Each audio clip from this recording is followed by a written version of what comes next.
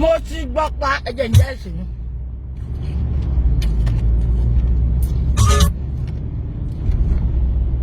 Ẹ̀jẹ̀ tún sáyé sọ̀rọ̀ mi.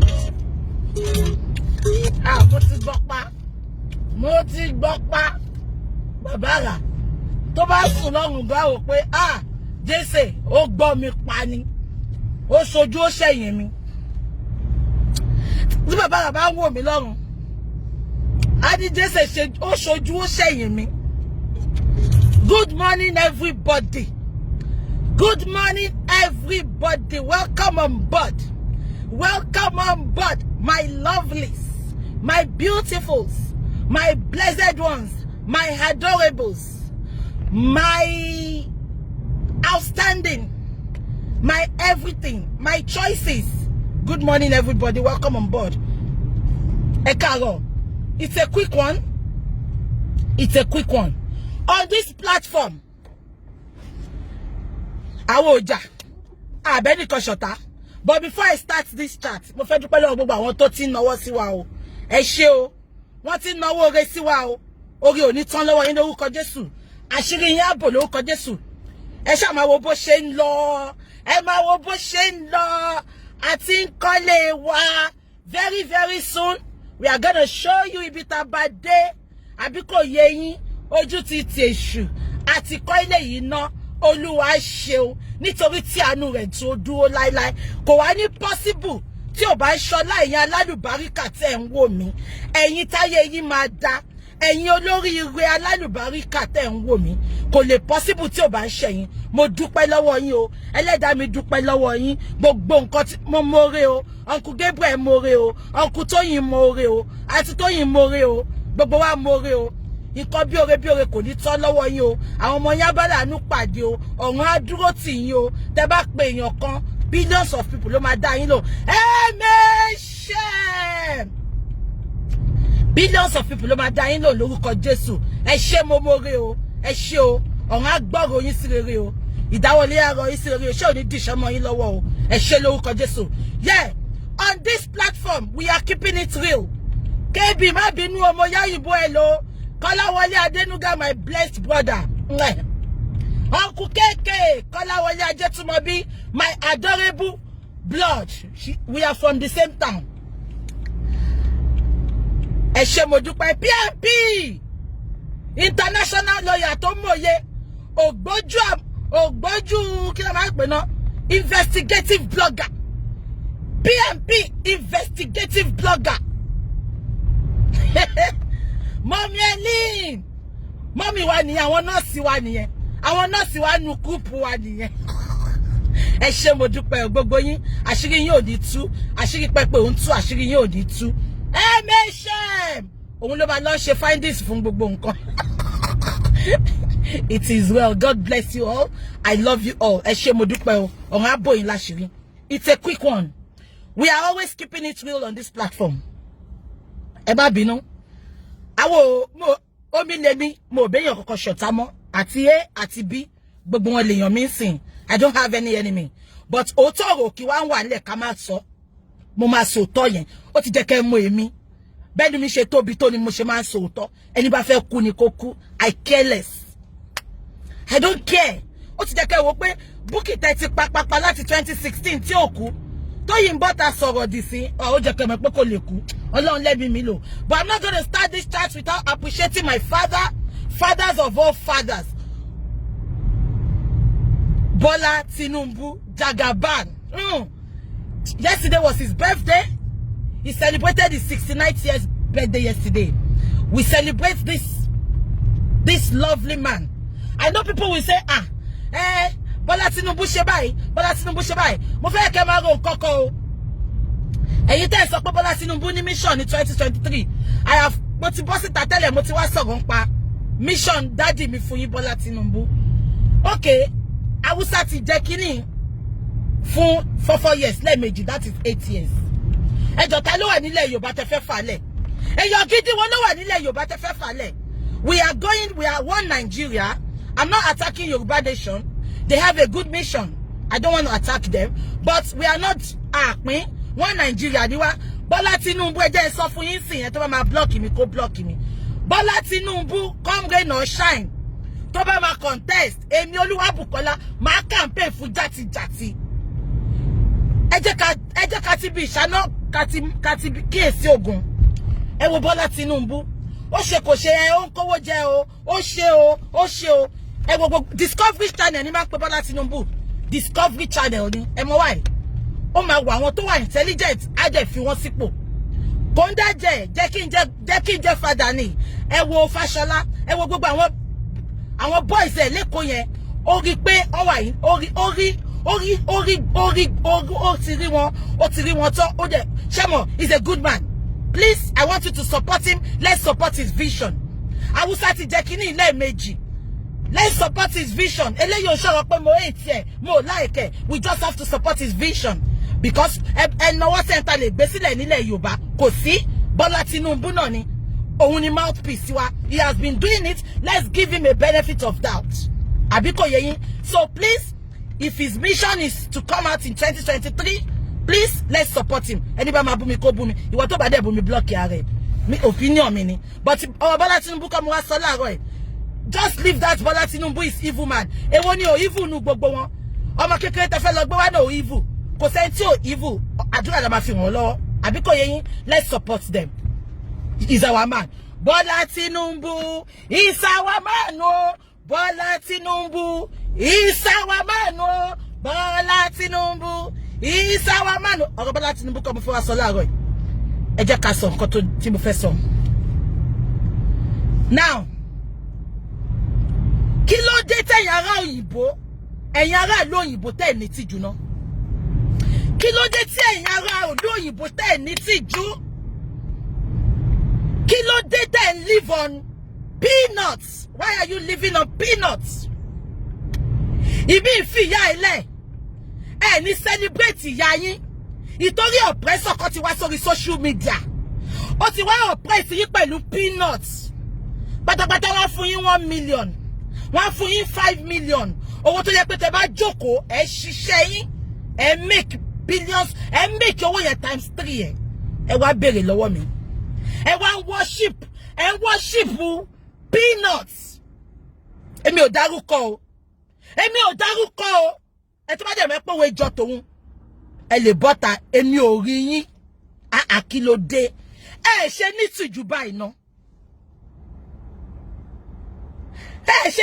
báyìí ná ọmọ òkè ọ̀hún yẹn ìgbà tóbìnrin máa bọ́ta mo ti sọ fún yín pé obìnrin kò ń ṣe olówó tó bá ti wà tó jẹ́ pé owó ẹ̀ ó fi oppress ni owó ẹ̀ ó fi sọ pé káwọn ọmọ méjì máa jà ni wàá rá àwọn ọmọ kékèké tó ń ṣe wàhálà àwọn ọmọ kékèké tó ń bára wọn jà wàá wá lọ kó wọn jọ ò ní bá wọn fi owó yẹn parí ìjà ò ní bá wọn settle kí peace wà irú olówó olórí burúkú ò nìyẹn ẹ rí Mọ́mì Àjàyí ni ẹ jẹ́ ká compare and contrast wọn ta lẹ́nu ó fowó ṣàánú àfúnni ló ń jẹ báwo bẹ̀ kò dá sọ́rọ̀ Facebook fracas kò lọ fún yọ̀kan lówó pòkè iṣẹ́ tí Bukky ń ṣe ni kí ọ̀dọ́ lọ máa ṣe kò lọ fún yọ̀kan ẹ̀mọ̀ built I love that woman I can't wait to celebrate her àwọn philanthropist tó ń pe philanthropist wọn níṣẹ́ nìyẹn àwọn ìyá abiyamọ agbọ̀já gbọ̀rọ̀gbọ̀ happy to show some love to Mọ́mì Esther Ajayi kò sẹ́ni tí ò mọ̀ kò sí kọ́kọ́rọ́ ilẹ̀kùn Nàìjíríà tí ò ní lọ́wọ́ kò oppress ẹ̀ńtọ́lọ́n bá ti ràn sí ni kò ṣe wàhálà kò oppress kò wá ní kọ́ máa àmọ́ bó ṣe ń lọ àmọ́ bó ṣe ń lọ ṣọ́mọ ọjọ́ sí àní gbogbo ẹ̀lẹ́ máa gbọ́ lẹ́nu èmi ò já ọ́ ẹ lọ pè wọ́n kò ní dákẹ́ mísì chati kò ní dá káwọn èèyàn kan mísì chati ẹ bá mi pè wọ́n wọlé. Now woman yìí ìgbà tó wá sórí social media according to story tá gbọ́ Fúnmi Beauty World ni mo gbọ́ pé woman yìí mọ̀ Ṣadé Eloquenza ìgbà tí wàhálà ṣẹlẹ̀ wọ́n ní kó lọ pé Ṣadé wá ìgbà tí Ṣadé mi mẹ́tọ́ attack Ṣadé ń gbà yẹn wọ́n ní kó lọ pé Ṣadé wá woman yẹn support Ṣadé rọra ń jẹ nǹkan ẹ̀ lábẹ́ ni ìyá ayé AJ ìyá ayé ìgbà tó yá woman yìí meet ìyá ayé mo tiẹ̀ kọ́kọ́ bínú gbà yẹn mo ní mo ní kílẹ̀ tí ìyá ayé ń ṣe báyìí pé mo ní kílẹ̀ tí woman yìí ṣe báyìí mo ní kílẹ̀ tí woman yìí ṣe báyìí pé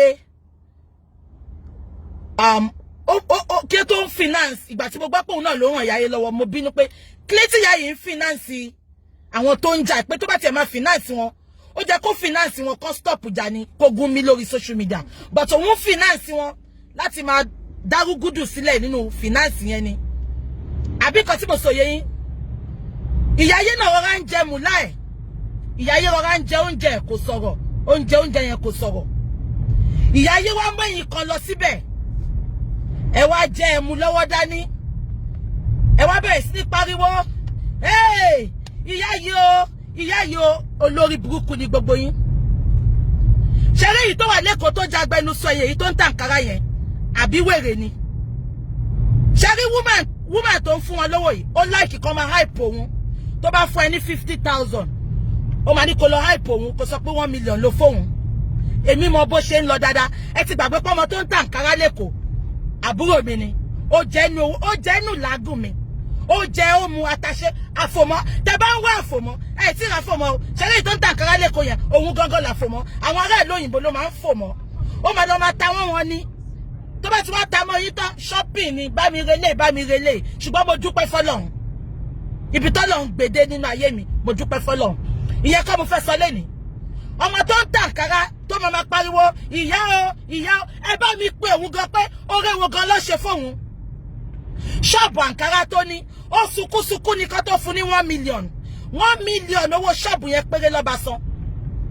wọ́n dẹ̀ sọ fún pé tó bá ti sanwó ṣọ́ọ̀bù yẹn tán ó máa sanwó yẹn lọ fúnra rẹ̀ ni mo dẹ̀ rántí ìgbà tó sọ fún mi èmi gangan sọ fún pé tí owó yẹn bá ti tán ìtorí ojú ọmọ dáadáa sí mi màá máa bẹ́ẹ̀ sanwó ṣọ́ọ̀bù ẹ̀ ojoojúmọ́ ló wá ń fẹjọ́ woman yẹn sùn mí ó help Dúpẹ́ Godwill ó help Àbíkẹ́ ó help Tàbẹ̀dùn kò help òun ó mọ̀ pé èmi I no like that woman máa sọ pé woman yìí ó máa ń sìn number one ó lọ́kọ bí tèmi ọmọ kékeré ara ẹ̀ ní ẹ́ tó bá jẹ́ pé lóòótọ́ ni woman yìí èèyàn tó jẹ́lẹ̀ pé kó tiẹ̀ link ẹ máwọn tó kó tiẹ̀ introduce ẹ sáwọn kan kí wọn náà tiẹ̀ lọ́kọ àti kékeré tarúgbó yẹ ó ti ń dàgbà èmi ṣáà tiẹ̀ yìí lọ́mọ tó bá máa bú mi ó bímọ ó ní nǹkan kan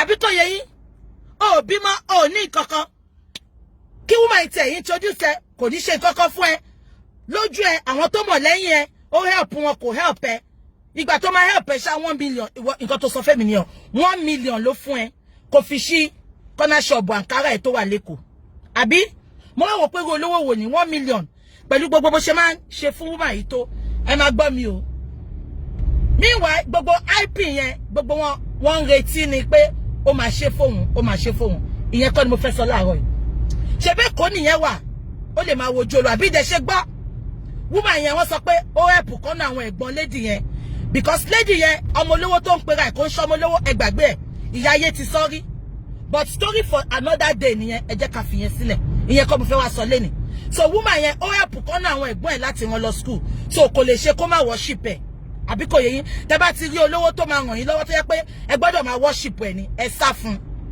Ọlọ́run ò gbàgbé èèyàn kankan àbí kò yẹ yín ẹ jẹ́ ká máa sọ̀rọ̀ lọ o now ẹ jẹ́ kí n máa sọ̀rọ̀ bí lọ ó wá ìgbà tó help everybody yẹn náà ó condemn ọmọ yẹn èmi náà dẹ̀ lè bínú because ẹ jẹ́ kí gbogbo fi ọ̀rọ̀ ṣírò ara wa òun sin èèyàn láti joy lady tá à ń sọ iná bó ṣe sọ kò mọ́ o kò rírí o gbogbo kan tó máa ń gbé fẹ́mi ń gbà yẹn ó ra àwọn báńkẹ́ lọ rí àṣekòtì sí London gbogbo gbà yẹn Scotland ló wà ẹ jẹ́ kí n máa sọ̀rọ̀ mi lọ now ìyẹn kọ́ mo fẹ́ sọ láàárọ̀ yìí ọmọ tó wà lẹ́kọ̀ọ́ tó ń tà Ankara yẹn ó ní ìdí àánú ó kàn máa ń parọ́ ó máa ń bìjà rẹ̀ ni gbogbo yẹn ni máa wá sọ gbogbo chat yẹn kò ṣọ̀rọ̀ ẹ̀ mo fẹ́ wá sọ o àwọn tó máa ń parọ́ tó máa fi pò tọ́ làwọn ń sọ mo wá máa ṣe show lórí ìwọ lọ́tọ̀ ni ó ní disease tó máa ń pè é a máa pa àwọn nọ́ọ̀sì ń jọ yẹn wọ́n máa sọ disease tó ń pè fún wa ṣé nǹkan tí mo sọ yẹ yín náà kò wá ń ṣe nǹkan tí mo fẹ́ sọ nìyẹn ṣèbọ́mọ tó ń tà Ankara lẹ́kọ̀ọ́ yẹn Èkó ló wà ó ní ìdí àánú ó kàn máa ń parọ́ pé bàbá àwọn olówó màmá àwọn olówó ni kò sí nǹkan kan fún láàrin èmi àti mo wá bàjẹ́ kò sí nǹkan kan fún ó kàn wá fi yẹn big ara ẹ̀ lórí social media ni but that is story for another day now nǹkan tí mo wá fẹ́ sọ ọmọ tó ń tà Ankara lẹ́kọ̀ọ́ yẹn ìyẹn ní ìdí àánú lóòótọ́ ó ní ìdí kan ṣàánú fún tí yẹn bá hype ẹ̀ mo blame ẹ̀ ibi tó ti ń jẹ nìyẹn ó lè hype ó lè celebrate bó ṣe àmọ́ èyí tó dùn mí jù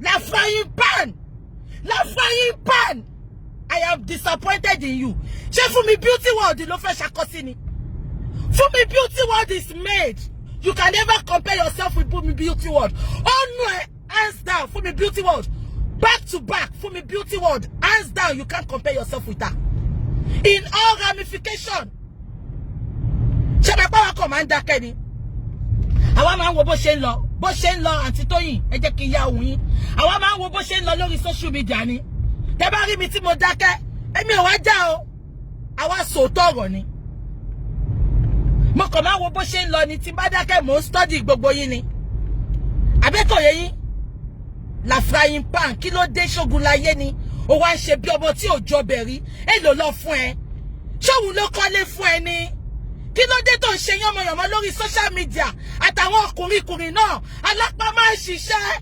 olè you are so dear to my heart you lábẹ̀rẹ̀ lọ́wọ́ àwọn olùṣọ́ Ebenezer Anjosi tó close mọ́ wọn náà wọ́n já wọn lẹ̀ náà ni tó bá ti use and dump ni wọ́n tó bá jẹ́ pé wọ́n ló ń rìn lọ́wọ́lọ́wọ́ ó máa já ẹlẹ̀ náà ni àwa mọ story àkọ́fẹ́ bá sọ̀rọ̀ ni ṣẹ́bẹ̀ pé ìtọ́ sọ pé orí òpè òun ló máa mọ story jù àbí kan tí mo sọ yẹ yín ẹ má lọ bẹ̀ mọ́ mo ti lẹ́yìn tó ń tà Ankara ṣé nǹkan tí mo sọ yẹ yín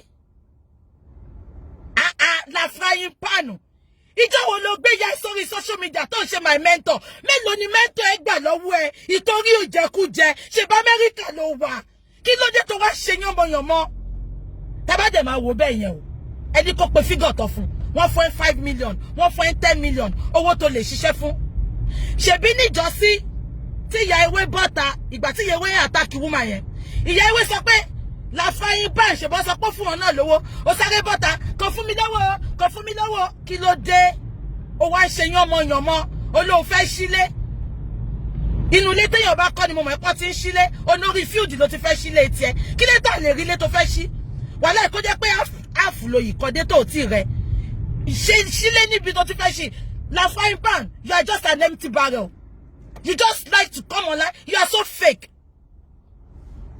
èmi ò bá yín jà o la frying pan agbọ́dọ̀ kàn so tọrọ ni tójú ò bá tì yín ojú táwọn tó so mọ́ yín kí ló dé ẹ wá ṣe yánmọ́yánmọ́ ẹ wá ṣe yánmọ́yánmọ́ ṣé bó wà l'Amẹ́ríkà ó ń ṣiṣẹ́ náà èmi ò rò bó jẹ́ kí àwọn owó kéékèèké kan jọ ẹ́ lójú when you are hard working addition ló máa jẹ́ fún ẹ àbí kò tí mo sọ yẹ addition ló máa jẹ́ fún ẹ ẹ̀kan embarrass ẹ̀kan disgrace àwọn táwa ní diaspora ni wọ́n rò bí kan náà ní gbogbo wa ẹ wo gbogbo wọn bó ṣe ń ṣe yàmàyàmà àwọn olóhùn àwọn onídọ̀tí àwọn ọmọ ojú ọ̀rọ̀ lárí ṣọ́ọ̀tì ẹ̀bí yín sínú ọ̀rá ni ẹ̀rọ fọ̀lẹ́ tẹ̀ wọlé náà tó bá bí yín sínú ọlá ẹ̀ ní máa ṣe yánmọ̀yánmọ́ tẹ̀ ń ṣe yẹn ìyá dání tẹ̀gẹ́dọ̀ èmi ò ń wọ ẹ̀ o orí pé mi ìdọ́jú ẹ̀ mọ́ mo ti rí pé fake life ẹ̀ pọ̀ you are too fake you are too fake you are too fake kí ló ṣe yín náà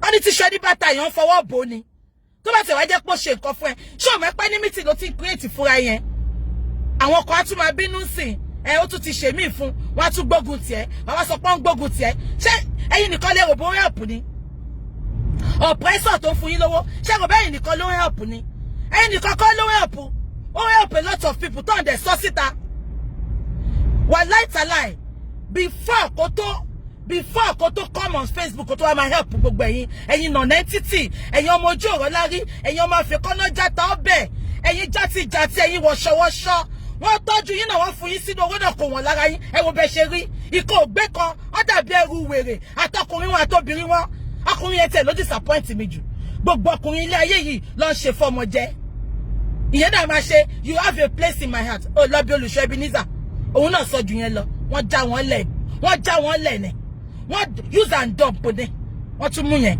you have a place in my heart ẹ wá máa pariwo kiri ìyàwó thank you ẹ wá ṣe yánmọ̀yánmọ̀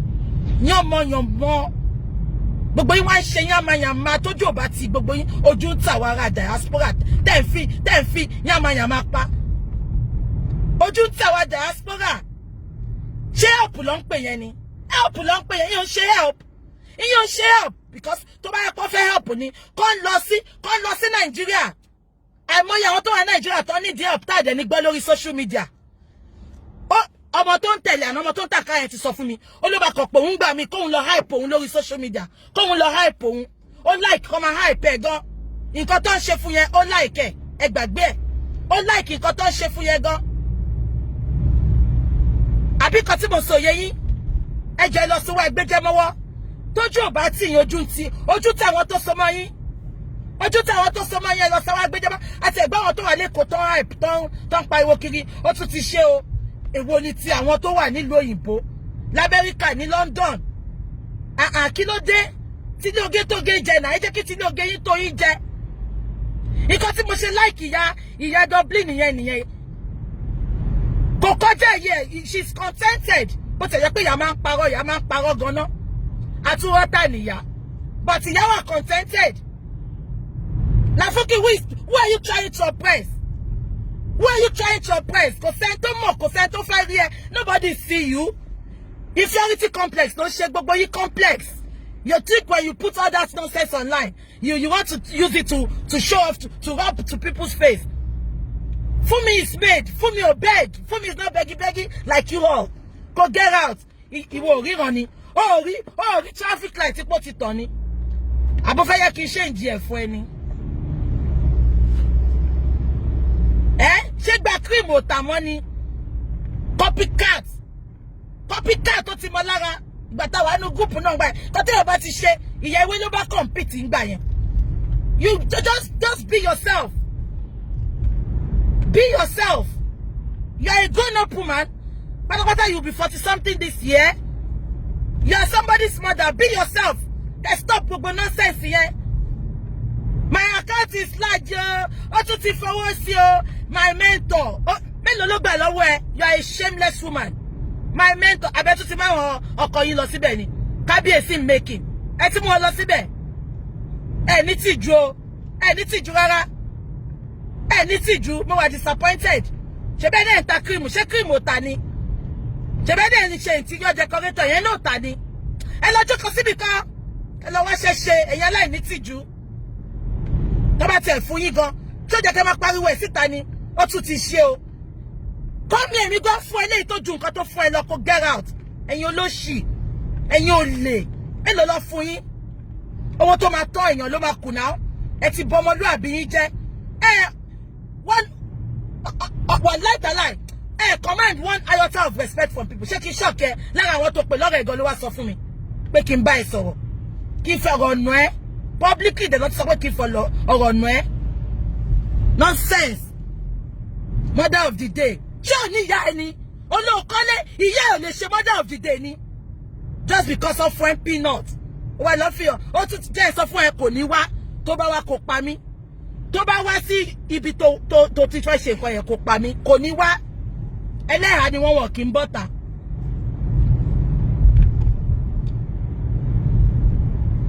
Your mother is there. Oh, pọ́n ya ilé. Ó máa dùn mí pé àwọn ìyá mi ti kú, bàbá mi ti kú o. Mọ́mì mi náà mi ti rí fọ́tò wọn. Ṣé mo pé bàtí màmá mi kú, ìlú yìí ni mo wà. So mi ní fọ́tò gbogbo ẹ̀. Àwọn family kan ṣe gbogbo ẹ̀ bó ṣe wọ́n ni. But photo daddy ṣé mo pé bàbá mi is a well-known man. So I can pick his photo even on the internet. Ṣé kò tí mo sọ yé yín? Kàkà kí celebrate anybody. Ẹ mọ̀ nǹkan táwọn èèyàn ṣe fún mi lábẹ́ ni. Ẹ mọ̀ nǹkan tó ń ṣe fún mi ni. But I will not come out and tell people because only ti ṣe ní bàtà yẹn fọwọ́ bo ni. Na frying pan. Ṣorí nǹkan tó ń ṣe yẹn gan. Ó create enmity fúnra ẹni. Ó create enmity fúnra ẹni. Because àwọn tó ti wà lọ́dọ̀ ẹ̀ tí ò tí ṣe fún wọn máa jealous. Tó bá yá gbogbo yín ẹ máa ṣògùn síra yín. Ẹ máa ṣògùn síra yín ẹ̀yin olórí burúkú. Ẹni tó rí nǹkan rẹ̀ tó fẹ́ kú pẹ̀lú ẹ̀. Ọwọ́ ẹ̀ tó ti sọnù ńkọ́. Kí ni ká sọ fún Ṣadé Eloquenza làbí kẹ́ gbogbo wọn? Ṣé bó ṣe fọ́mọ tó wà múlìṣì yẹn náà kò ṣe máa pariwo kó máa sunkún ẹ̀yin aláìní tìjú. Kí ló dé ẹ lọ́wọ́ ṣẹ̀ṣẹ̀ jọ kẹ́kọ̀ọ́ṣì ẹ kórìí burúkú dànù kẹ́kọ̀ọ́ṣì lọ ẹ̀yin olóhùn onídọ̀tí. Ẹ bá jẹ́ ń bẹ̀rẹ̀ fún yín o. Òótọ́ làwọn sọ mi o keep it real kébì jẹ́ ìyá òyìnbó ẹ̀ keeping it honest KIH. We are keeping it honest on this platform.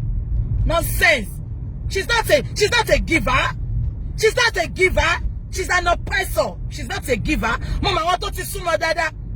Bí kò fún 200,000. Kò fún odindi oṣù mẹ́fà kò fi fún 1,000. Ìjọ £200. Ìjọ £100. Ìjọ £50. Ṣé ẹ lè ń pè lówó? Irọ́ dídà fún kí yẹn pa ó pa ó kú. Fake life ẹ ti pọ̀ jù. I am an investigative blogger. Mo ti wọnú Maryland. Mo ti lọ gẹ̀rẹ̀rẹ̀. Mo ti wọnú Maryland. I've asked about you. You are nothing.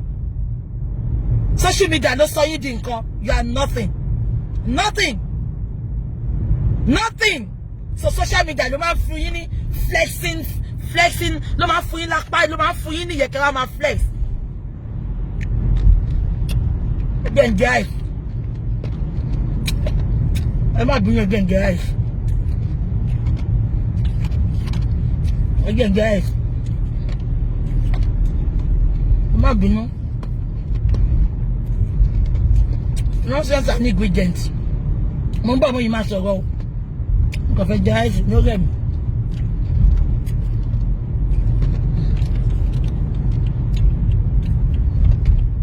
Ẹ má bínú.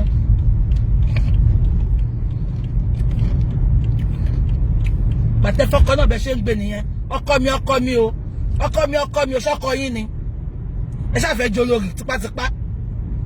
Olórí tẹ́yìn rí jẹ lọ́dọ̀ ex ọba Ìṣèlú. Ẹ tún lọ síbò mi ọkọ mi o. Ẹ lọ sílẹ̀ àgbéjọba àjà. Láfúkì lọ jókòó lọ calm down. Calm down. Nobody.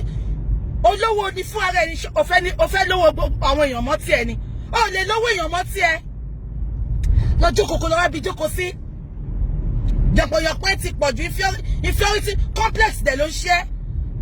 I'm a psychologist. Mo ti rí di gbogbo yín. Complex ló ń bá là fún Kija. Complex. Báwo mo ṣe máa fit in? Tó bá ti rí pé fún mi ṣe nǹkan báyìí, ìwọ náà fẹ́ ṣe. ó lọ bá fún mi gàgbà ó tó bá tẹ́rì sí wo orí apá ni ṣé torí ẹ̀ tí yóò kí n bọ́ta wá sọ̀rọ̀ bá compare rárá she's made kò dé tọrọ ọmọ báyìí ní ò tọrọ ní bí ìyá ayé báyìí ní ò tọrọ kò ń tọrọ tó bá ti wá fẹ́ tó bá ti rí páwọn èèyàn rí ẹ mọ́ wàá bọ́ta he has done it again. No, what has she done? Get away. Ẹ kàn dojú tàwa ará diaspora. Àwa náà à ń ṣiṣẹ́ náà. Gbogbo èèyàn mọ̀ mí ó ṣe oníṣẹ́ ni mí. Mi fẹ́ máa sọ̀rọ̀ lórí social media jù ni. Tí bá sọ iye tí mo rí lóṣù fún yín, ẹ máa lanu báyìí ni. But mo ti sọ fún yín mi níyà mi ní bàbá tí mo fẹ́ fún lówó. Àwọn family mi gbogbo wọn ló wà ní òyìnbó. Àbí kò yé yín mi níyà kankan tí mo hold anything. So nǹkan tí mo ṣe fowó mi ṣètọrẹ àánú káàkiri nìyẹn. Àbí kò yé yín nǹkan tí mo ṣe fowó mi ṣètọrẹ àánú káàkiri nìyẹn. Mo níyà àti bàbá tí mo fẹ́ fún ní kankan. So kàkà kí n kówó yẹn kí n máa fi oppress àbí kí n máa fi mo lè fi enjoy àwọn tó bá mọ̀ mí tẹ́lẹ̀ máa sọ fún yín. I'm a lover of designer bags. Inú ilé mi designer bags tó kúnlẹ̀ ó lè akọ́lé ara mọ́tò gan. Táwọn èèyàn dẹ̀ mọ̀ tí òun ṣe rọ́ with receipt. I'm a lover of branded things. Mo kàn ti ju ọwọ́ ẹlẹ́sìn ni pé èèyàn ti ń bímọ. Àbí kò yé yín. So mo níyà mo ní bàbá tí mo fẹ́ fún lówó. O fi ya lásàrò o fi ṣe mother of the day. O no fẹ́ sílé. O wá lọ pè yàn kọ ìtọ́wọ́ ti fún ẹ ní peanut. Àti kọ́ wà lórí ọmọ yẹn táwọn èèyàn gbé sílẹ̀ ni. Ẹ gbàgbé oppression ìyá olówó yín kẹ́ get out. Lórí ìbọ̀dá Sunday tí máa sọ bí àwọn èèyàn ṣe gbé owó sílẹ̀. Àti kọ́ wò wá títí 600,000 gbà ló fún wa. Ó ní ká fún bọ̀dá Gabriel ní bọ̀dá Tóyìn ní 500. Ó fún àti Tóyìn 100,000. Èèyàn kan náà wò sùsù gbàm 1 million ló fún wa. Èèyàn ẹ gbàgbé bó ṣe happen ilé kan láti kọ́ yẹn ni. Sọjí lásán lásán bọ̀dá Sọjí Sọjí lásán lásán ẹ̀gbọ́n yẹn tí bọ̀dá Sọjí sọ pé òun fẹ́ máa san ni. Ó lọ́ máa sanwó hotel 50,000 every week. Ó ṣiṣẹ́ débẹ̀ ni. Ẹ máa notice mi mo kí n like kéèyàn máa ṣọlẹ. Kò sí bí ṣe lè hate èèyàn tó ẹ tó bá ti wà hard working mo bá like wọn. Ọ̀lẹ ni mo hate láyé mi. He's hard working. He's always on in his trailer. He's going to work. Ṣèbákùnrin nìyẹn. Ó lè. Apostle ló lè. Ṣèbákùnrin ni Sọjí. Sọjí ò ṣe máa pariwo. Àbákùnrin kọ́ ni P&P. Àbákùnrin kọ́ ni KB. Ọkùnrin kọ́ ni Kọ́lá Ọdẹ́dúgà. Wọ́n ṣe máa pariwo. Ó ti fún mi o. I can't do without you. You are a special place in my heart. Mo ti block ẹ wọ́n screenshot ni. Wọ́n screenshot gbogbo yín ni Bukky bá wa bá wọn sọ̀rọ̀. Wọ́n ń dojú tàwa aráàlú òyìnbó. Mo ti block gbogbo yín wọ́n screenshot yín ni. Ọlọ́kùnrin yẹn náà. I can't do without you. You are a special place in my heart. Olórí burúkú. Ó lọ bèrè lọ́wọ́ Pastor Ebenezer. Use and dump ló fi ṣe. Pastor Ebenezer update tó ṣe ń sìn. Update lówe ló ń sọ̀rọ̀. Ó ń ju oko rabata ló ń jù fún ìyá olówó yín. Ó máa use and dump yín ni. Ọlọ́kọ tí ò bá mọ́kọ ẹ̀ so. Help ló máa náà ṣe fún yín. Ọkọ yín ló fẹ́ mú sábẹ́kẹ́ jẹ́ kó rí yín pé gbogbo yín. Èmi ò rányàn o. Ẹni tó fẹ́ kú pàdé ẹni tó fẹ́ pa ni o. Èmi ò rányàn. Ẹ wò mí dáadáa. Blog yín ta ló help. Ẹ lọ fi ṣáàbọ̀n. Ẹ bá mi fi ṣáàbọ̀n èmi tó gbé sórí wọ́ọ̀lù mi. Orí yín burú ẹ jẹ́ ká bára wa sòótọ́ ọ̀rọ̀. Tá bá ẹ ń dójú tì wá náà. Ṣé gbogbo wa là níṣẹ́ ni? Ọkùnrin. Èló ló fún ẹ? Ó fún ẹ 10 million. Àní máa fún ẹ. Fún mi 2 years máa fún ẹ 10 million yẹn. Ká kùlù fún gbogbo yín. Àìlàlà bẹ́rì gbogbo yín. Ẹ̀yin olórí burúkú. Olóhùn sílé. Ó fìyà ẹ̀ ṣe mother of the day. Ọba àkàmọ́ tó lọ tamọ́ yẹn ṣó mọ́ rí ni. Ọmọ bá tó lọ tamọ́ yẹn rí ni. Bá ti rí páwọn èèyàn súnmọ́ yàn kan wá sáré lọ máa ṣe àtàṣe òṣì. Àtàṣe ẹ̀ ti pọ̀jù là fún kí go and sit down. Mi mọ bí gbogbo yóò ṣe add the price tag sára yín. Bí ṣe wá yó, mi ní ṣùgbọ́n mo tọrọ jẹ. Ọmọ báyìí ní àtọrọ ni. Mo price tag mo add ẹ̀ mọ́ra mi ni. Dédé ni mo jókòó ní ìjọsí. Mo add the price tag mọ́ra mi ni. Báyìí ní àtọrọ ni.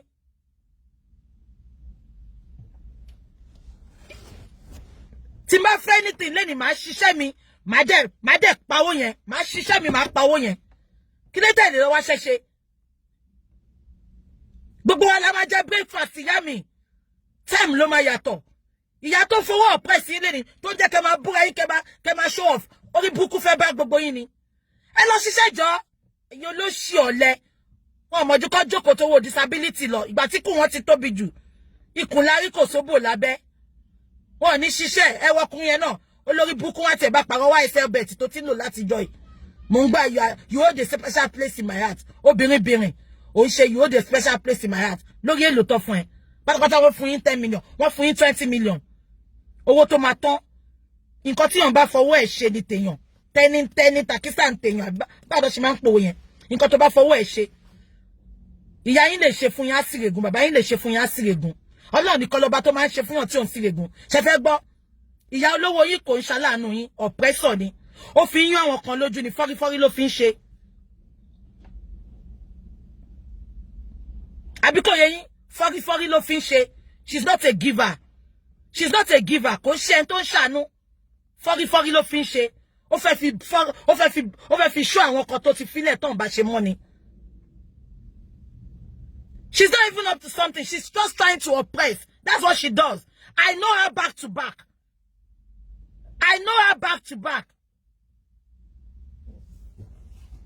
Tẹ́bá àwọn tó súnmọ́ náà ló gbọ́rọ̀ wá fún mi ṣé mo mọ̀ ni mi bá sọ̀rọ̀ rí náà but ọmọ tó súnmọ́ náà òun ṣáà ló gbọ́rọ̀ wá fún mi. I know her back to back ni.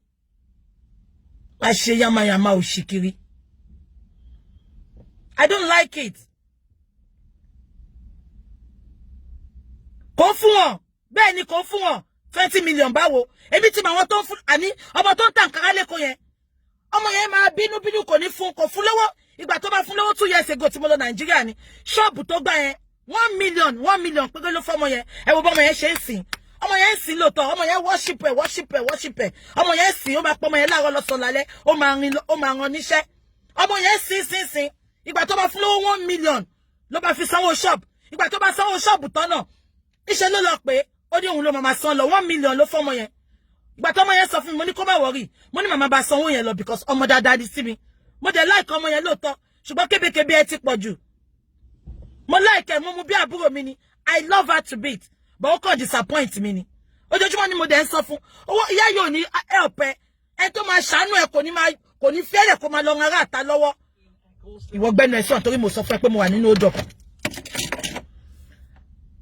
àbí kan tí mo sọ yẹ yín kò help ìgbà tó máa help 1 million ló fún aṣáàmù àwọn tó fún ní 1,000 pounds fún bíbá ìjọ 200 pounds ìjọ 100 pounds àwọn máa pè ṣó ti lọ gbowó yẹn ṣó ti fún ẹ lówó yẹn.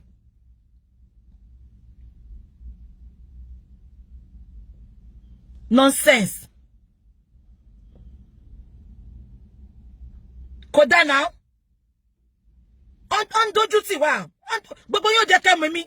I'm a true sayer. Tó bá bọ́ta sí wọn no jealous kò ní dá fún yàrá ya gbogbo yín. Màá rà yá yín.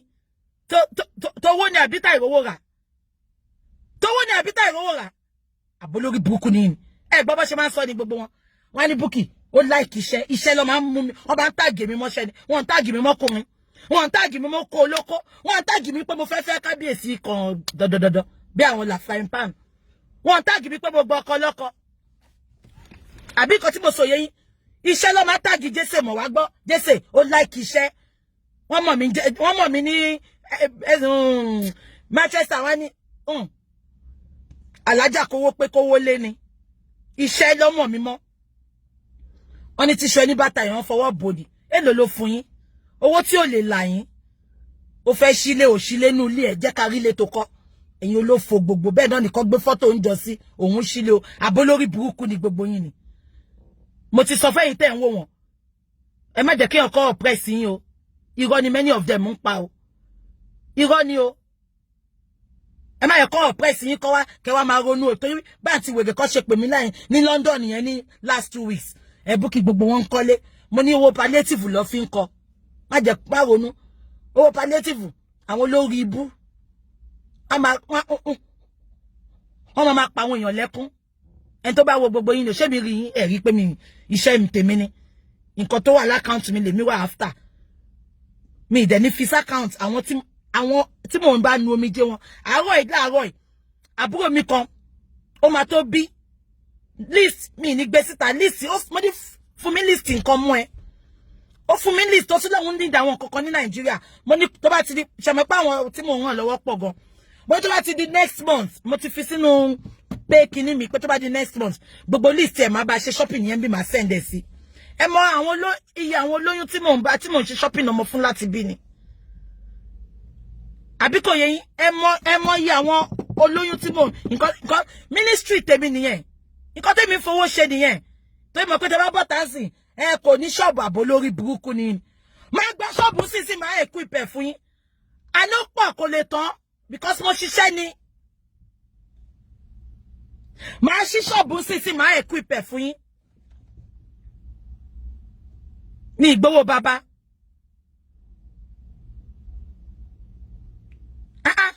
Làfúnkì yẹn tẹ̀ ń dojú ti wà ó wà ti ròbò àwọn olórí burúkú ẹ wá ń ṣe yánmọ́yánmọ́ àwọn máa gbé fọ́tò sí gbogbo èyí tẹ́ ń gbé fọ́tò sí ẹ gbé fọ́tò ìyá yín sí ìyá mi ti kú ni tí n bá ní ìyá máa gbé sí ẹ tó bá dẹ̀ ní fọ́tò ìyá mi ẹ bá mi gbé sí ìyá mi ti kú mi ní fọ́tò ìgbà tó ìyá mi àti bàbá mi ìgbà tó kú ibi mo wà mi ní fọ́tò wọn ìgbà tí mo dẹ̀ wá Nàìjíríà boarding school ni mo wà ìgbà tí mo dẹ̀ tún ṣe tán higher institution boarding school kò yé yín as in hostel so I'm not really ṣàmì pé bàbá wọn ní church káàkiri ọmọ máa lọ káàkiri ni so mi really ní fọ́tò ẹni tó bá dẹ̀ ní fọ́tò ìyá mi mo ní ti bàbá mi ẹ bá mi gbé síta kí ìyá yín jẹ́ afọ́jú kan celebrate your mother appreciate your mother ìgbà tí ò sí nínú rírí jẹ nínú àìrí jẹ òun ló tọ́jú yín ẹ máa gbé fọ́tò ìyá tó wọ̀ press ṣé gbogbo wọn ẹ̀pù yín ni ó ti gbẹ̀yìn kó tó yó lóko àdá gbogbo yín ẹ̀yin olórí burúkú wọ́n fún yín peanut ẹ wá ríṣẹ́ ṣe mọ́ ẹ gbé fọ́tò ìyá yín sí ẹ gbé fọ́tò ìyá yín sí ojoojúmọ́ ẹ máa gbé fọ́tò ẹ̀ sí ìyá olówó wo oppressor ni ẹ fuck the hell off. ó ti tàwọn lára ó ní kò ní dá fún ẹ búkẹ́ òun wálé ó tàwọn lára. It's gonna be a wahooeless fracas week with BJ Morning Chat. Ṣé mi rán wọn ni? Èmi ti jẹ́ pé mo ti wọnú bí mo ti ń ṣiṣẹ́ ńsìn. Mi ti ẹ̀ rán wọn mọ́. Yóò ní kò ní dá fún ẹ Bukky. He's spinning them. Ó tọ̀gọ̀ máa ń dùn wọn. Yẹ kó tọ̀gọ̀ máa ń dùn wọn. Kò sẹ́ni tó lè sọ náà. Àwa táwa náà la lè sọ. Ó tọ̀gọ̀ máa ń dùn gbogbo wọn. Ó tọ̀gọ̀ máa ń dùn wọn. Àwọn ọmọ ọ̀rọ̀ kí wọn ẹ lọ wá ṣẹṣẹ in disgrace àwọn àtàwọn ń lo òyìnbó ẹ lọ wá ṣẹṣẹ. Exactly, real men should never accept a dime from women. Ìròbó lórí burúkú aláìnítìjú ògbéyà sí ògbéyàwó sí ògbá àwọn ọmọ ẹ̀ sí ìyá ìlú máa gbé sí lójoojúmọ́ Làfúnkì náà ògbéyà ẹ̀ sí jẹ́ ká celebrate ìyá Lásàrò èmi gan ìjọ tó bá ní ìyá Lásàrò ṣe bẹ́ẹ̀ débi gan máa bẹ́ẹ̀ gbé ìyá Lásàrò sórí wọ́ọ̀lù mi máa bẹ́ẹ̀ celebrate ẹ̀ ìyá yín ò tí ì kú náà Làfúnkì ẹ̀ gbé ìyá yín sí ẹ̀ gbé ìyá yín sí òjòjú ẹ̀ máa gbé sí ìyá sẹ́ẹ̀pọ̀ àti ẹ̀rírí set photo ìyá aláàánú yín gan mọ́mí Àdùkẹ́ àwọn màmá gidi nìyẹn tẹ́ bá láwọn ilé tí mò ń pè yìí owó burúkú wà lọ́wọ́ wọn ṣé wọ́n fún mi lówó ni but àdúrà tí mo ṣe kò ṣe gbogbo show off tẹ́ ń ṣe lórí social media yẹn ló máa sọ pé wọ́n help yín ẹ lọ gbàdúrà fún àwọn tó ń help yín not coming online to show off. She likes it ìyá olówó like ẹ but it doesn't matter ìyẹn sọ pé káwá tọrọ lọ́wọ́ ẹ̀ àwọn ilé bíbí tí yín ló máa ṣe òṣì yẹn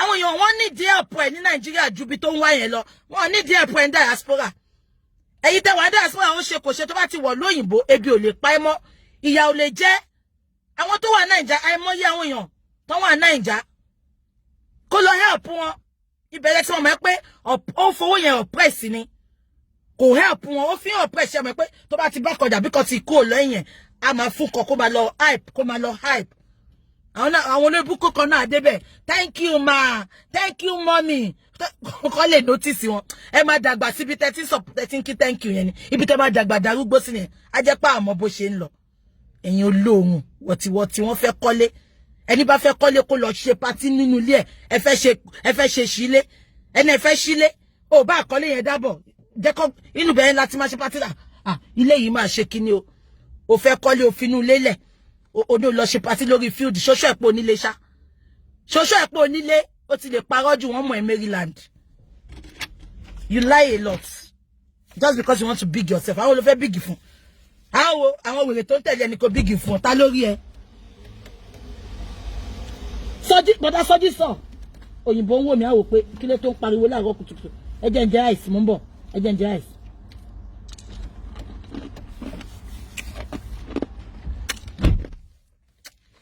Ẹ jẹ́ ń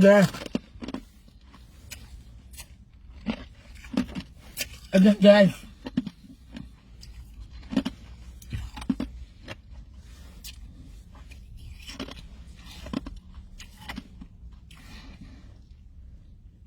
Ẹ jẹ́ ń jẹ ice. Ìgbà tí Bọ́dá Sọ́jí lọ gbà wọ́n ní kó fáwọn lówó wọ́n ní Bọ́dá Sọ́jí sọ pé peanuts ló fẹ́ fáwọn owó òdẹ gbowó yẹn lọ́wọ́ ẹ̀. Sister Mọ́wùmí àìsí gan ti tán ó tiẹ̀ ti ń dùn mí báyìí ó ti tán ó ti yọ ó fẹ́ ra nǹkan ṣọ́ọ̀bù kí n máa lọ lé ni pé ẹ̀ṣẹ̀ ṣiṣẹ́ tán ni mo fẹ́ ra nǹkan ṣọ́ọ̀bù ẹ jẹ́ kí sáré parí ọ̀rọ̀ mi ó ti rẹ̀ mọ́. Àbíkọ́ tí mo sọ yẹ yín àwọn cream òṣìtẹ́ kúkú ń tà náà oògùn ní gbogbo wọn fi sí cream ẹ má ra cream lọ́wọ́ wọn mọ́ o gbogbo wọn ń ṣoògùn ẹsẹ̀ wọn gùn jẹ ẹsẹ̀ yín lọ ṣé tó tiẹ̀ ti lọ joyè níbi tó ti ń ṣe égún ṣé ẹ ló máa ta cream fún yín eléégún afẹ́ wọ́ ẹ lọ lo cream olórí burúkú tí òṣìṣẹ́ kan kẹtù kó ṣì bá tara yín gbogbo wọn wo come and ask me ẹ jẹ́ ká fà wọ́n ní cream lẹ̀.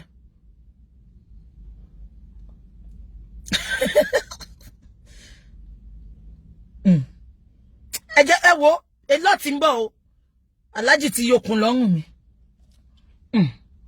Alhaji ti yokùn lọ́rùn mi o wọ́n ní kí n lọ máa sọ̀rọ̀ ṣùgbọ́n kí n má jà mo ní mo ti gbọ́ Alhaji mi ní sọ nǹkan tí mo sọ fún Alhaji kẹ́ má lọ kó bá mi ní sọ fún wọn ní ó kí á lọ máa sọ mo ní Alhaji wọn náà fẹ́ fún mi ní wọn náà fẹ́ fún mi lọ́wọ́ wọn fẹ́ fún mi níṣẹ́ ní BBC kí wá máa sọ nǹkan bẹ́ẹ̀ nípa àwọn Nàìjíríà ipe ṣùgbọ́n wọ́n ní àwọn yìí ń wò mí bí ṣe ń ṣe lórí Facebook ipe ibẹ̀ náà lọ ti rí mi tó fẹ́ fún mi iṣẹ́ yẹn ipe ṣe pé tí bá dákẹ́ sí wọn ní rí mi dáadáa mọ́ wọn wá ní òkè kí n lọ máa ṣe pé ṣùgbọ́n kí n má jà mo ní mo ti gbọ́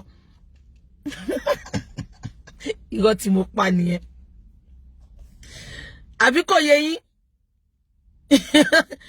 ṣé nǹkan tí mo sọ yé yín Làfúkì wá bọ́ sórí social media last week lọ tí ń screenshot nǹkan tó ń kọ sí mi because ṣe mọ̀ tẹ́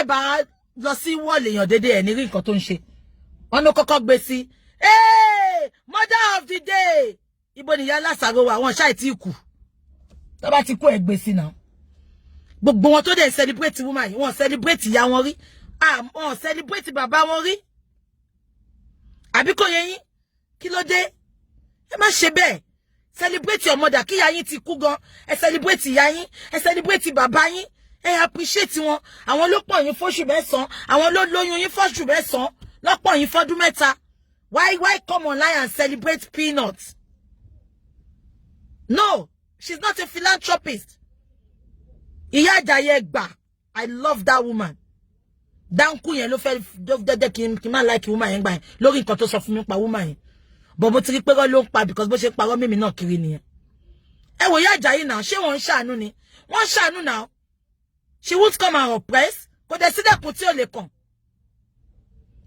ìwọ máa wá sórí social media wàá máa oppress àwọn ọmọ kékèké àwọn ọmọ tó jẹ́ kó help wàá máa oppress wọn torí kọ́ ti bẹ́ ẹja wàá lọ máa fáwọn kan àwọn yẹn náà wá update wọ́n ti fáwọn o ẹ̀yin olórí burúkú ṣọ́ọ̀bù tó ṣí fún iṣẹ́ kúrò lójú kan náà ni èwo ló ti multiply nu gbogbo ṣọ́ọ̀bù tó ṣí fún gbogbo yín ibẹ̀ lórí yín ò ti pé tẹ̀ ti fura èwo ló ti multiply èwo ló tó ṣí ṣọ́ọ̀bù fún yín tó ti ṣí ṣọ́ọ̀bù méjì mẹ́ta lẹ́yìn ìgbà yẹn disgrace ni gbogbo yín ẹ̀yin olórí burúkú nítorí nǹkan tẹ́ fẹ́ jẹ máa ta birthright yín adi ni mo ń gbọ́ tí Làfúkì nǹkan my mentor my mother àbórí Làfúkì ti dàrú ni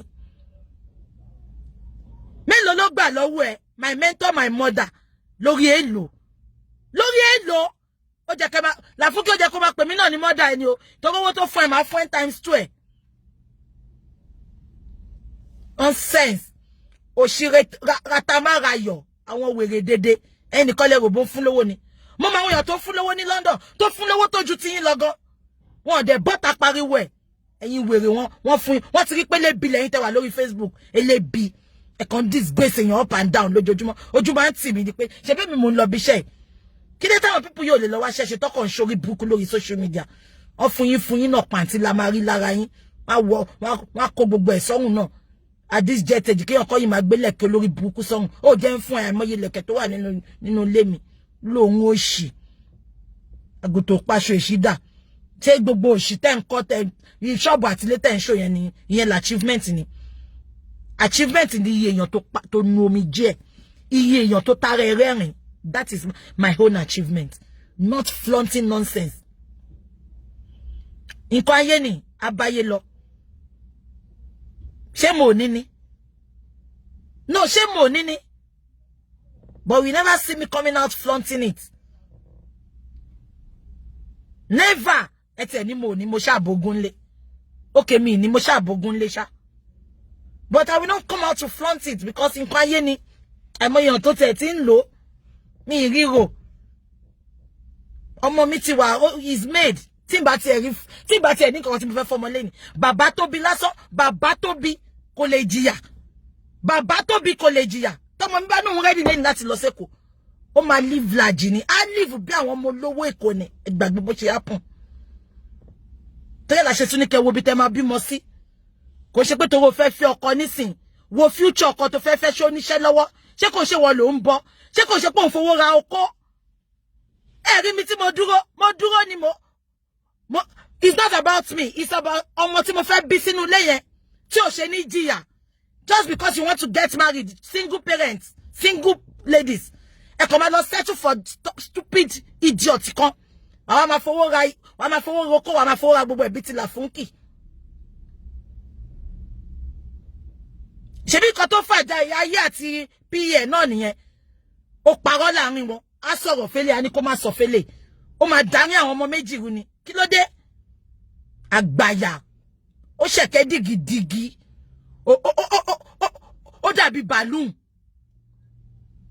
ìkà àjẹ́ tí ó bá ní nǹkan tẹ́ ń derive lórí social media ṣó jẹ́ kẹ́ máa ṣe bẹ́ẹ̀ yẹn wàláì tí bá wà ní position woman yẹn owó yẹn máa fi kó gbogbo yín lẹ máa rẹ́ mo máa ń like ibi tí peace wà gbogbo yín lẹ máa rẹ́ ẹ máa bára yín ṣe ọ̀kan ni ọwọ́ máa rí wọn tó oppress tó ń búyàn kan àwọn yẹn ló máa support kó dá náà ìjọ ò la fẹ́ ṣe gbogbo yẹn dà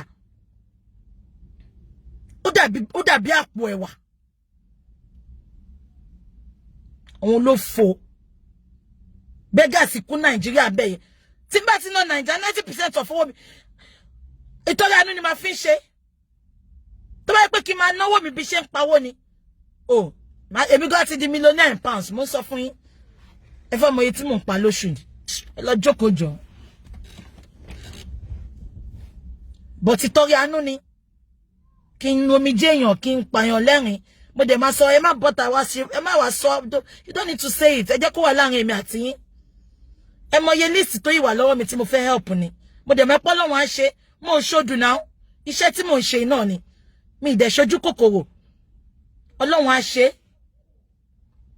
ẹ̀yin wèrè ẹ lọ́wọ́ ṣẹ́ṣe olóṣì ròbò mélòó nu yín ló ń dọ́dọ̀ ròbò tẹ́lẹ̀ tó bá update wọ́n ní ròbò wá update sí wọn lọ ń comment bẹ́ẹ̀ ṣé tó ìròbò wá ń fi ìyá take it back ó wá fi ń ṣàmúdó fún gbogbo yín á ní jẹ́ mú ẹ lọ sọ́dọ̀ ìyá take it back ṣùgbọ́n àkọ́kọ́ dó yín ná ẹ̀yin olórí burúkú kí ló tẹ̀yin obìnrin dọ̀tí ná kí ló tẹ̀ ní tìjú ná àtẹ̀yin ìyàwó ilé tẹ̀ ń tẹ̀lé náà á ní kó òun mú yín lọ sọ́dọ̀ ìyá olówó but òun máa kọ́kọ́ dó yín kó tó mú yín lọ síbẹ̀ because gbogbo yín believe pé ìròbò ní mouthpiece ẹ̀ ìròbò ní masterpiece ẹ̀ the same thing náà lọmọ tó ń tàǹkárá yẹn ẹ wá ń worship yẹn náà ṣóńṣó ṣé yẹn gọ́rà àánú gbà lọ́wọ́ ẹ ni 1 million ló jẹ́ tó bá ní mo parọ́ kó bọ́ síta 1 million ló jẹ́ 1 million ṣọ́ọ̀bù tó dẹ̀ ṣẹ̀ṣẹ̀ sí ní yàyà àbátan yẹn ni 1 million ló dẹ̀ sọ pé tóyìn bá ti máa sanwó ṣọ́ọ̀bù yẹn òun ni kó máa san lọ. mo sọ fún gbà yẹn bí tí bá parọ́ mo ní má wọrí tó bá ti fẹ́ máa san màmá bẹ́ẹ̀ san mo dẹ̀ fẹ́ bá san gbà yẹn because ọmọ dáadáa ni àfi bóun náà ṣe lọ gbogbo ọkàn ṣe yamayama ni ó ga èmi ò mọ̀ pé wọ́n máa ń ba ayé èèyàn jẹ́ o mo máa dúpẹ́ o you cannot buy me with money kò sí iye tó lè fún mi Abolórí burúkú ni ẹni. Mo ti block ẹ wẹ́nu ẹ wíwọ́. Ó ṣẹnu wíwọ́ bí ìdí làfúnkì. Ẹ wò mí dáadáa o. Ẹ mọ̀ pé ìbò ń dùn èmi. Ẹ mọ̀ pé ìbò ń dùn èmi. Ẹ bọ́ta, ẹ ṣe show, mi ní dá yín lóhùn. Ṣùgbọ́n tí n bá ti ráyè, tó bá tún ti ju àwọn òṣì tẹ́ ń ṣe lórí social media fún mi, màá tún bọ́ta, màá tún wá sọ̀rọ̀ ń pa ẹ̀. You need to stop. She's online. Kí ló ń ṣe? Ẹ bá mi. Okay. Show why online. MHM, bá mi lọ stream live video yẹn. Bá mi lọ stream ẹ jẹ́ sáré lọ ra nǹkan shop. MHM, ẹ lọ bá mi stream ẹ. Ó ti dùn. Lọ sílé ẹ, lọ ṣọ́ọ̀lì ẹ. Lọ sílé ẹ, má ṣe party ní orí kíní lọ ń pò besere. Ìyẹn la fẹ́ jẹ ni. Ó warm up. Ẹ jẹ́ kó warm up. Ó kú mọ́ ẹ̀pẹ́ nu mi ò dá. Ajá wa ń gúùpù tẹ́lẹ̀ ni. A ṣe ẹ jàtijàti. Gbogbo àṣírí bó ṣe fẹ́ Alábí Yẹlò tó fẹ́. Gbogbo ẹ̀. Gbogbo bó ṣe fẹ́ Alábí Yẹlò gbogbo ẹ̀ ni máa mú wá. Àbọ̀ mọ̀ pé mo ti ń dẹ́. Má lọ wá o. La traitor má lọ wá o. Wo gbogbo bó ṣe fẹ́ Alábí Yẹlò tó fẹ́ yẹn. Máa sọ bó ṣe fẹ́. Ẹni tó gbà lọ́wọ́ ẹ̀ ní London yìí máa sọ. La traitor má lọ wá o. Mo advice ẹni. Mo advice ẹni kó lọ wá ṣẹṣẹ. Kó lọ celebrate màmá ẹ. Mi ìbú ẹ àbíṣẹ́ rí mi tí mo bu ni. Ṣùgbọ́n tó bá gbé wá. Alábí Yẹlò. Kábíyèsí making tó ti make tó gbọ́ pé wọ́n fẹ́ fi jẹ ọba kan. Bí ọba ṣá ló máa lé kiri. Tó sáré lọ ta mọ́ gbogbo ẹ̀ ni mo ní o wọ́n gbé wá fún mi báyìí ni. Gbogbo àwọn tẹ́ jẹ lówó tẹ́ ń ṣe big woman lórí social media wọ́n gbé wá fún mi ni. Má lọ wá o. Ẹni tó jẹ́ 5,000 látọdún mẹ́rin. Má lọ wá o. Tó bá ti rí pé mo ti ń já yín lè kan lọ báyìí mo ní nǹkan tí mo ní lọ́wọ́ ni o. Má lọ wá o. Kó kọ́kọ́ lọ sọ gbèsè ẹ kó tó wá o. Ẹ̀yin aláìní tìjú jàti. Ṣé mi look like ẹni tó ti blogging dùn. Má lọ wá o.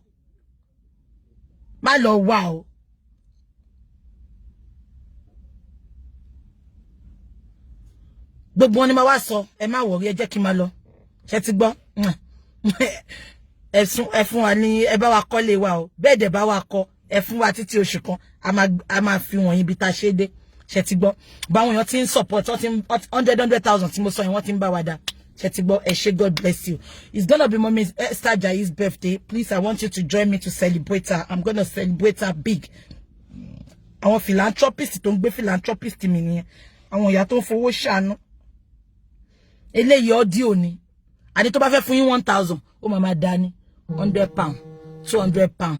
Ó máa máa dá ní tó bá fẹ́ fún yín ní nǹkan. Àwọn wèrè. In the gym, Uncle Ben, getting ready. Ẹ máa wò tí ẹ jẹ́ kó bọ́ta. Gbogbo ẹ̀ ló wà lọ́wọ́ mi báyìí. Alábí Yẹlò lọ́kọ́lá fún kí. Ẹ wò gbogbo ẹ̀ ló wà lọ́wọ́ mi báyìí. Ẹ jẹ́ kó wá kò ní jẹ́ tán. Aláàjì mo ti sọ fún wọn BBC fẹ́ fún mi iṣẹ́ so wọ́n ní kí n máa ṣe show káwọn máa wò.